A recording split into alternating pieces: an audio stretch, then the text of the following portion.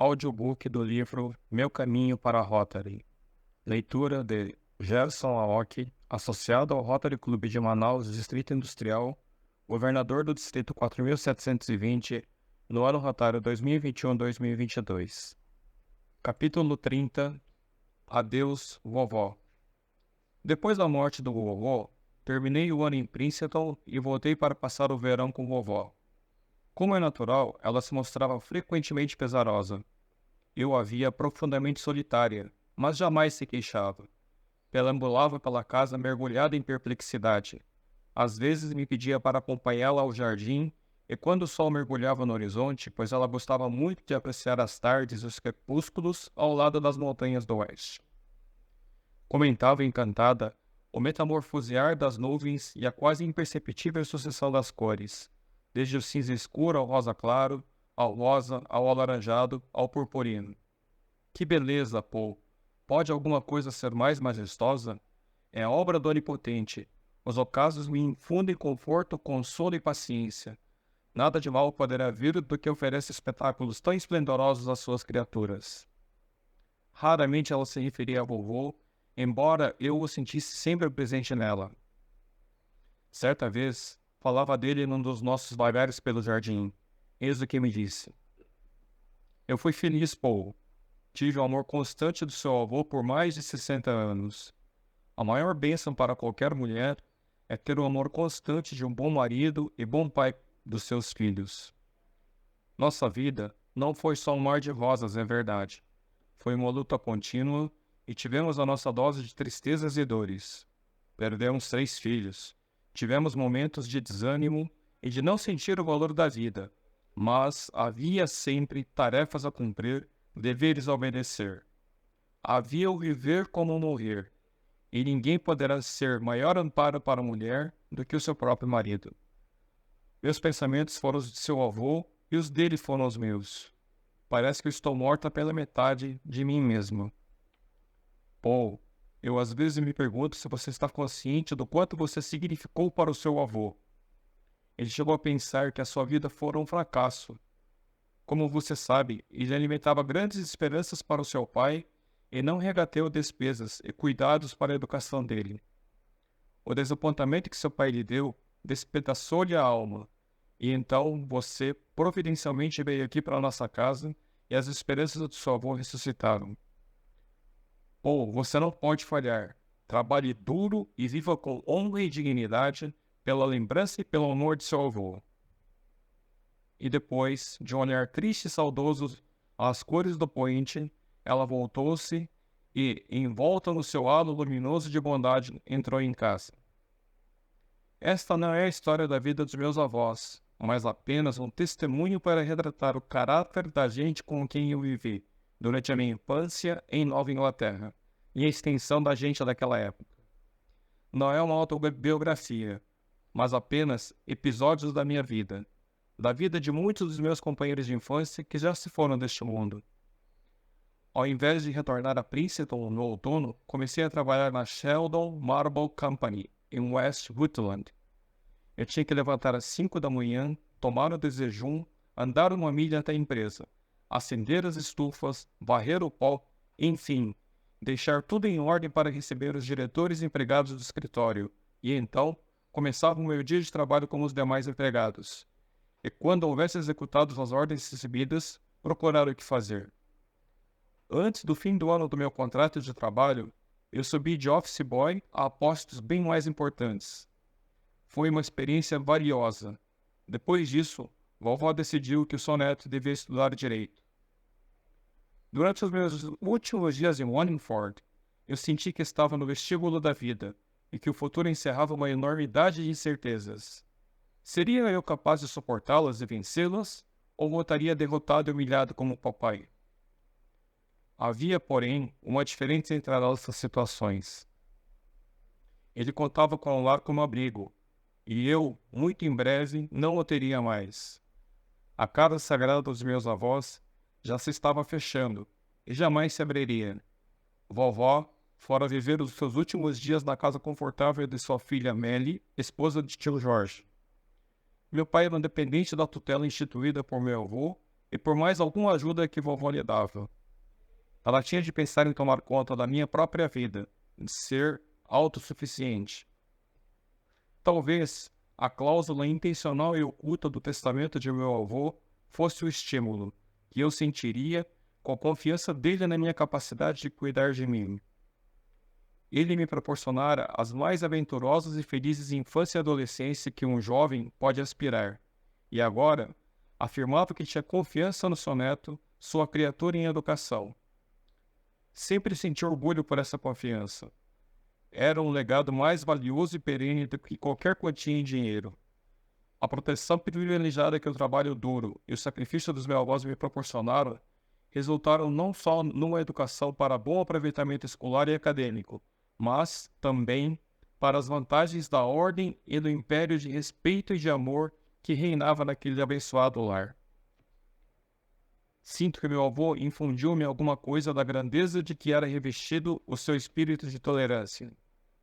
Aos olhos de menino, que sentou à sua mesa e viveu ao seu lado durante anos, ele foi o mais extraordinário embaixador da boa vontade. Jamais falou mal de qualquer homem, jamais criticou princípios políticos ou religiosos de outrem. Meu ano de trabalho passou depressa. Vovó e eu estávamos sós, com apenas uma velha empregada para aliviar vovó dos trabalhos da casa. Chegara o dia em que nos separaríamos. Alguma razão havia para que ela e eu ficássemos em comunhão aquelas últimas horas. Tia Amélia e tio Jorge viriam à tarde para fechar a casa e levar vovó a morar com eles. Setembro começava o dia, estava esplêndido, embora os nossos corações estivessem emocionalmente doloridos. As horas de espera se passaram na sala de jantar. Vovó e eu, sentados no sofá estofado, em frente à mesa em que, durante anos, comemoramos a boa e saudável comida, e onde, antes de mim, papai tomara as suas refeições. O relógio de parede que marcara tempo para 3 gerações ritmava solene o ruído do seu pêndulo. Surpreendentemente, tomei consciência de que ali nada mudara desde a noite saudosa em que meu pai, Cecil e eu chegamos e tomamos aquela reconfortante refeição de pão, leite e geleia de amoras, anos antes. A cozinha foi o centro de atividades da casa, a sala de estar, o lugar das decisões importantes. A sala de jantar foi o palco do alfa e do ômega da minha vida familiar em Nova Inglaterra. Quando vovô pode controlar suas emoções, falou: "Este momento não é inesperado para mim, Paul. Já o vivi muitas vezes. Pensei muitas vezes na palavra que eu diria agora, e agora eu não me lembro delas. Não devo falar de mim. É das mais altas esperanças do seu avô em você que eu devo falar. Você sabe que ele centrava o grande interesse da sua vida em você, não sabe?" "Sei sim", responde ele. "Estou certo disso e espero não falhar às suas expectativas de que viverei dignificando a sua memória." "É um propósito elevado seu", ela falou. "Mas você é capaz de muito mais do que isso e deve aproveitar as suas capacidades. Eu sei que você tem uma enorme curiosidade de conhecer o mundo. Seu avô e eu já notáramos e ele achava isso um dom abençoado se você o associasse com a dedicação aos estudos e a um conveniente preparo cultural. Onde há uma vontade, abrir-se-á um caminho, Paul. E você poderá abri-lo, meu filho. Poderá ser difícil, mas você poderá abri-lo. Lembro-me como se fosse ontem, a noite em que você, seu pai e Ceci entraram nesta casa. Muita gente nos criticou por estarmos assumindo a responsabilidade de criá-lo, Paul. Já havíamos criado a nossa família e estávamos velhos. Você mesmo deve ter ouvido essas opiniões." "É verdade, eu as ouvi, vovó", respondi.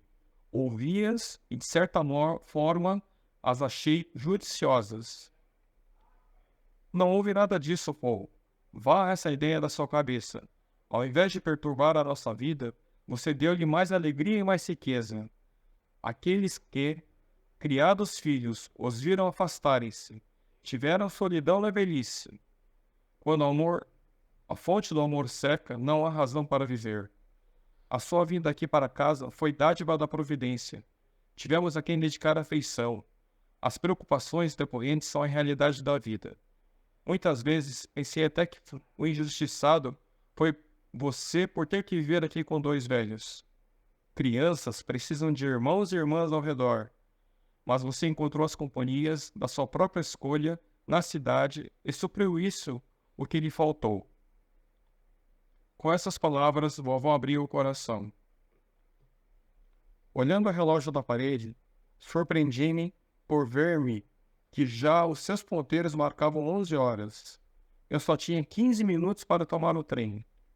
Quando me levantei para partir, vovó, pela primeira vez em sua vida, tanto quanto sei, rompeu em lágrimas. Eu abracei aquele corpinho tão frágil e disse entre soluços: Vovó, eu voltarei logo para ver você. Ela só sacudiu a cabeça, mas não disse nada. Na minha passagem pela casa do juiz Button, cheguei a pedir para Ellen que fosse consolar vovó, ao que ela acendeu prontamente. Contornando a esquina da rua Depot, segui meu caminho, com a imagem nítida do meu avô com a lanterna a iluminar o caminho, quando da nossa chegada a Wallingford. Havia o alvoroço usual dos trens das 11h15.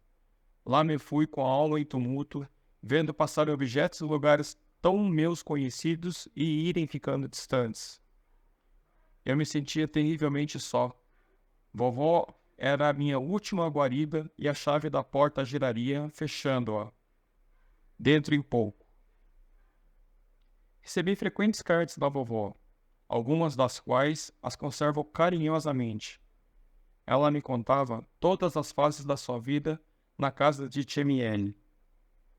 Por exemplo, a minha prima estava em viagem pela Europa em companhia de bons amigos e os incidentes interessavam muito a vovó. Era de fator de orgulho ter uma neta na Europa. Ela jamais imaginara que isso acontecesse. No entanto, Mate jamais seria a mesma depois da viagem. Mencionava também o comportamento dos demais da família e tudo que era feito para que ela se sentisse bem. 1 ano e 1 mês da data da minha partida, e então um estudante de direito da Universidade de Iowa recebeu o telegrama de tio George, anunciando a morte de vovó durante a noite. Não houvera nenhum sinal de aviso. Ela simplesmente dormira para não mais acordar. Não assisti aos funerais, mas papai, mamãe e outros membros da família estiveram presentes. Eis a nota do Rutland Herald.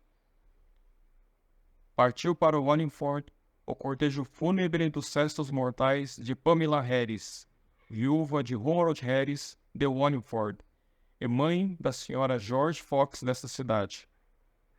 O cortejo foi acompanhado pelos familiares e amigos. Aconteceu num belo dia em que as cores das montanhas e arredores se mostravam claras e deslumbrantes, enquanto o cortejo seguia ao longo do vale do Watercrack, para o cemitério de Wallingford, onde foi o corpo da senhora sepultado ao lado do seu marido. O Herald apresenta seus sentidos pêsames à senhora George Fox e seus familiares, louvando a personalidade da morta e reconhecendo que a beleza do dia de sua morte foi homenagem à beleza e pureza da sua longa vida. Assim, vovó voltou à sua terra. Teria sido um pecado execrável deixar os corpos de vovó e vovó separados. Toda a sua vida e a maior parte da de vovó se passaram ali, no vale. Seus filhos ali nasceram e cresceram, e 3 deles ali estavam sepultados.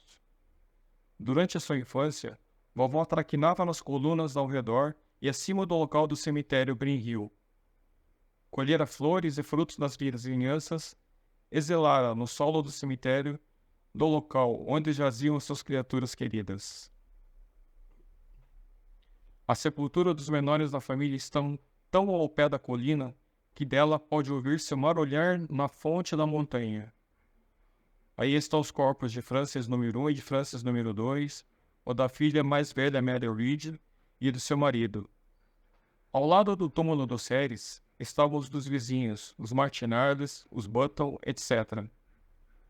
O cemitério de Green Hill tinha, sim, o direito de reclamar os corpos de meus avós. Seria injusto o contrário.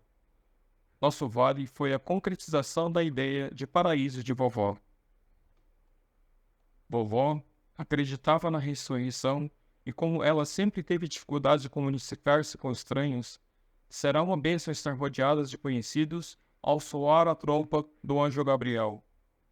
A visão mais gratificante para ela, na manhã da ressurreição, será a saudação do juiz Button, com sua manta cinza sobre os ombros. Bom dia, Sra. Harris. Vamos ter hoje um lindo dia. Procuro frequentemente visualizar os funerais de vovó, o cortejo seguindo o vagaroso curso do rio, o preguiçoso e barulhento Otterkret, comprimido pelas colinas multicoloridas. A última visão que a nossa gente guardou da sua expressão na urna mortuária, eu imagino com a vívida nitidez, como se eu a tivesse tido, em realidade. Posso ver suas mãos laboriosas e inertes sobre o peito, a saliência do osso de seu punho acidentado, sua insígnia de honra. Nada do que os manicuristas e os salões de beleza podem fazer para embelezamento de mãos de mães e avós poderia comparar-se com a formosura do amor e do labor daquelas mãozinhas enrugadas e de punho aleijado de vovó. Cada uma das 89 libras e todas as frações de peso do corpo de vovó foram ornadas e iluminadas de serviço amável, um ingrediente que fez a sua vida sublime. Por mais de 50 anos, o calor do sol primaveril faz brotar a vida com grama e flores sobre a sepultura do pequeno cemitério. O sol do verão dá-lhes maturidade, e os ventos do outono sopram sobre vovô e vovó miríades de folhas de maple que também cessaram de viver e necessitam de um lugar calmo para permanecer e descansar. As nevadas de mais de meio século vêm formando camadas de proteção sobre o lugar de repouso dos meus saudosos avós. Por mais de 60 anos, o casal conduziu solidário a cruz que lhe coube, porque isso o fortalecia. Foi um prêmio concedido pela providência, que vovó ficasse de guarda.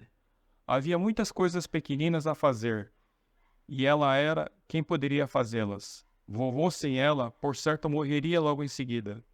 Muitas vezes, ao dia, ele teria estendido a mão trêmula para ela, e muitas vezes esqueceria sua ausência, e pois, a cada passo, a ferida sangraria e a dor o estrangularia. Sim, foi uma bênção que o forte meu avô se fosse e ficasse a fraca, a flébil e delicada vovó para terminar a missão do casal. Quando Toró assistiu ao machado dos lenhadores destruindo a floresta, clamou: graças a Deus, eles não podem destruir as nuvens. Há coisas eternas que a fúria destrutiva dos homens não poderá alcançar. Pensar nisto é algo que nos põe tranquilidade e paz na alma. As estrelas ainda brilham, o sol ainda se levanta e se põe, as montanhas continuam montanhas, os pássaros ainda cantam, os regatos continuam a murmurar nos seus cursos. O mundo ainda continuará por muito tempo sendo um lugar muito belo. Há qualidades indestrutíveis no espírito do homem.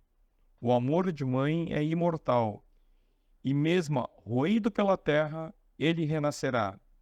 A coragem e o espírito de sacrifício iluminarão sempre as sombras de esperança. A fé dominará galhardamente as tempestades que tentarem varrer a terra. Vocês não destruirão as nuvens. O espírito do homem é indestrutível. As maiores belezas da vida são imortais, sobrevirão a todas as hecatombes.